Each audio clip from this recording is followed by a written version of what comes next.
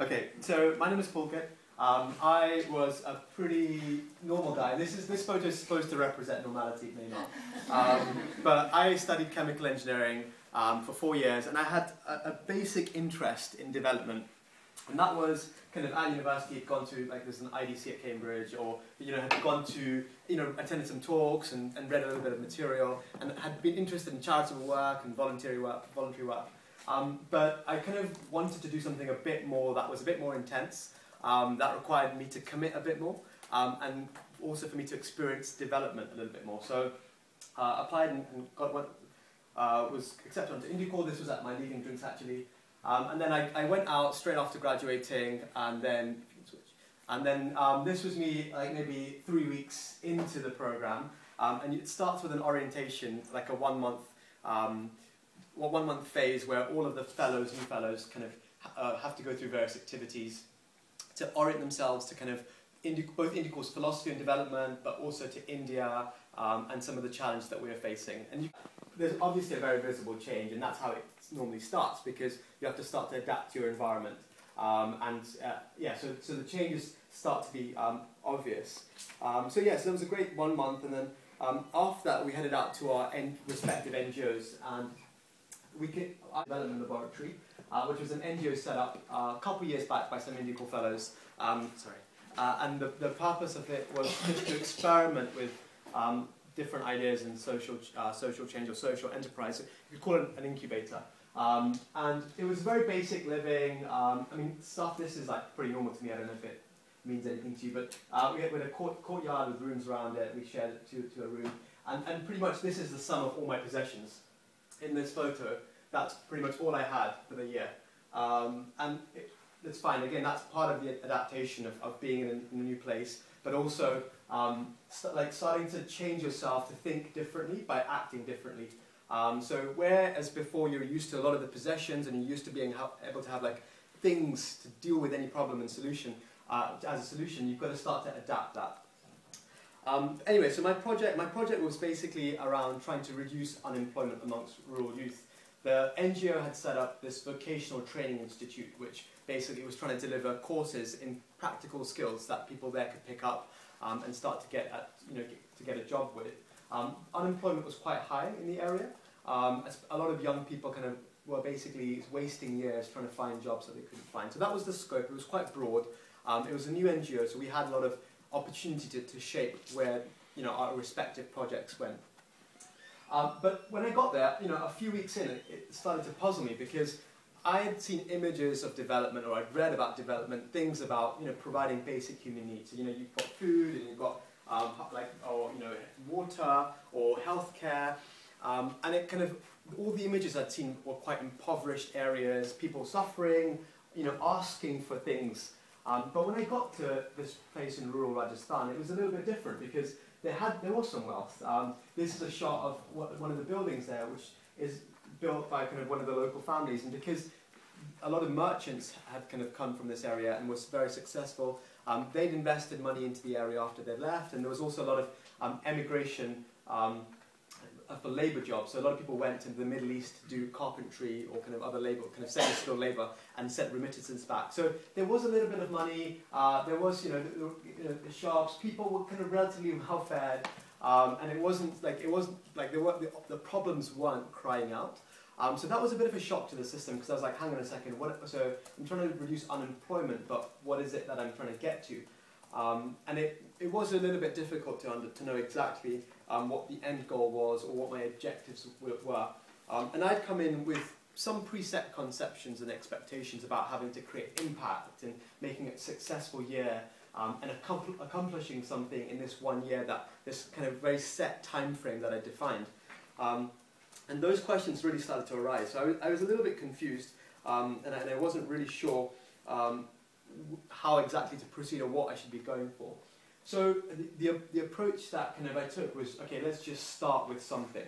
And I didn't really know the community very well, and the first stage is to really get to know the community, because if they don't trust you, they won't listen to you, and if they won't listen to you, then it's, of course you have to listen to them, and you can't have that relationship and that engagement. So we started with a sanitation campaign, because it was very obviously dirty, and that was something that you could see on the streets and everywhere.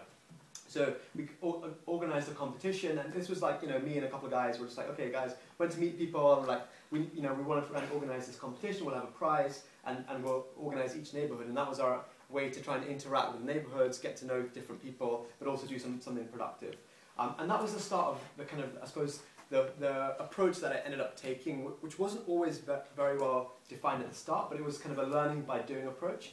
It was like an iterative approach. So you basically go and you start doing something and you learn from that, and then you continue doing it. And that's a great way to both listen to your community as well as to get them to listen to you.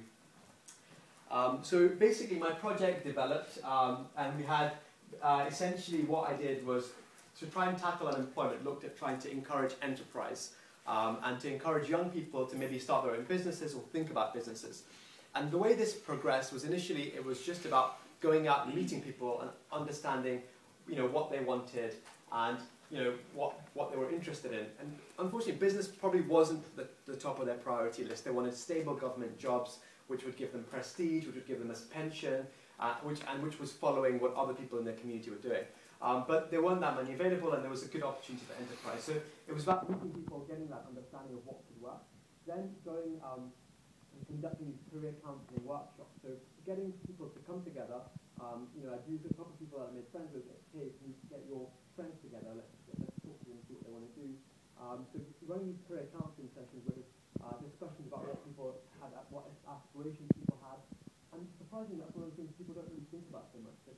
They know their kind of narrow path, which is like, okay, I'm applying for this job in the army, and I've got to take this exam. They don't really think ahead too much, and maybe that's different in culture or different in privilege. But anyway, so career counselling and trying to get them to start to think about potential business as an idea, like identifying role models within the community that have been successful in that way. And then it changed to run a class, because there was clearly a need for some basic business skills, really simple stuff like target setting, or how to like do customer surveys, how to marketing, identify needs, you know, where you could start a business. So I kind of used the material that I could find online to further develop that, translated it, and kind of then constructed this course, marketed it, got applications, and then ran the course. And then after the course, it was then the follow-up was I kind of realized that it was going to be difficult for somebody to run this course all the time. So I helped a local institution that was already running to see if they were interested, and they were. So then we tied up with them, and then they started running the classes, and we taught them about this class and introduced a business plan competition at the end of it. And so at least that is something that kind of is continuing to run.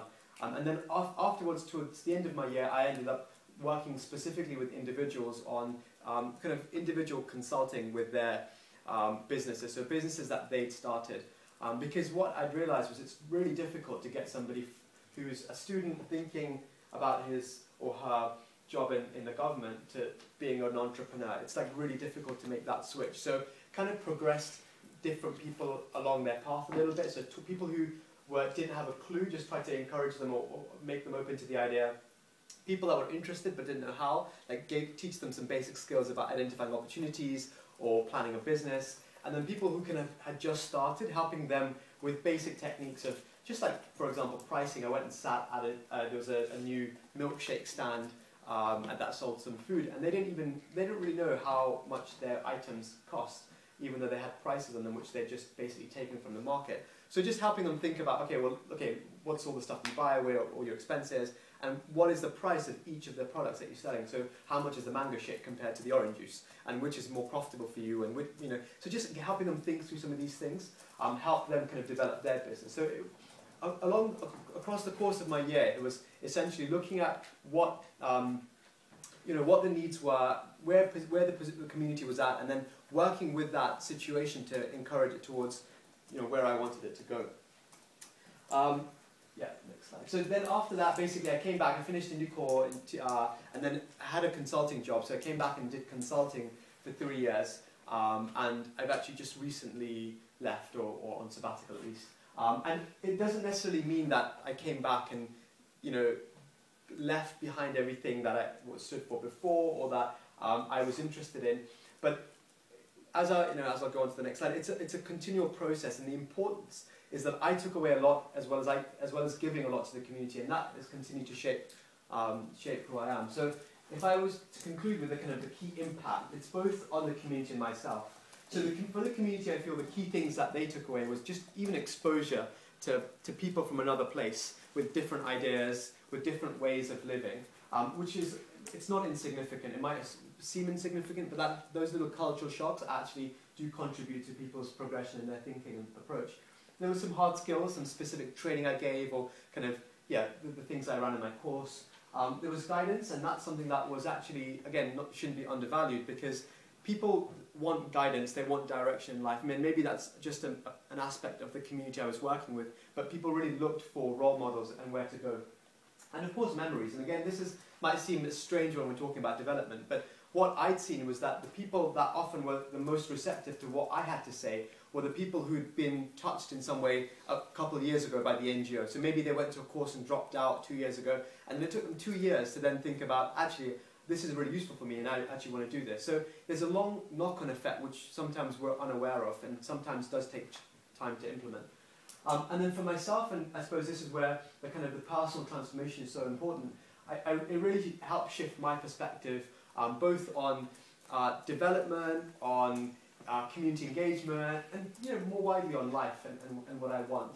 It helped me understand, it helped me understand sort of what development might mean in practice. And it's not, so we often talk about big policy changes or big kind of things that affect countries, but sometimes it's very, very small things, and it's that one-to-one relationship or one-to-one interaction that is the most significant. It's motivated me. I've continued to think along those lines. When I went into consulting, I wasn't sucked into the corporate world, and I'm still interested in kind of volunteering now at other places, and I'm trying to explore where I want my life to go. So that, and a lot of that stemmed from spending time in the field. And lastly, connection with the people that I was working with in India, but also that deepened a connection that I now have with people around me, and with people more broadly. So that I feel development was kind of my introduction to kind of being just a more positive change maker to wherever I am. And I think like personal transformation, I've got, this is definitely a transformative year for me. I've got great experience from it, and I can with some confidence say that it's so important for social change, because not just for the communities you work with, but for the continuing social change that I'm going to be part of, or that I'm currently part of. So that's my story, and I think Prashant and Pramal will talk more about their stories, and I'm happy to take questions and have more kind of deeper discussions afterwards in the session. Or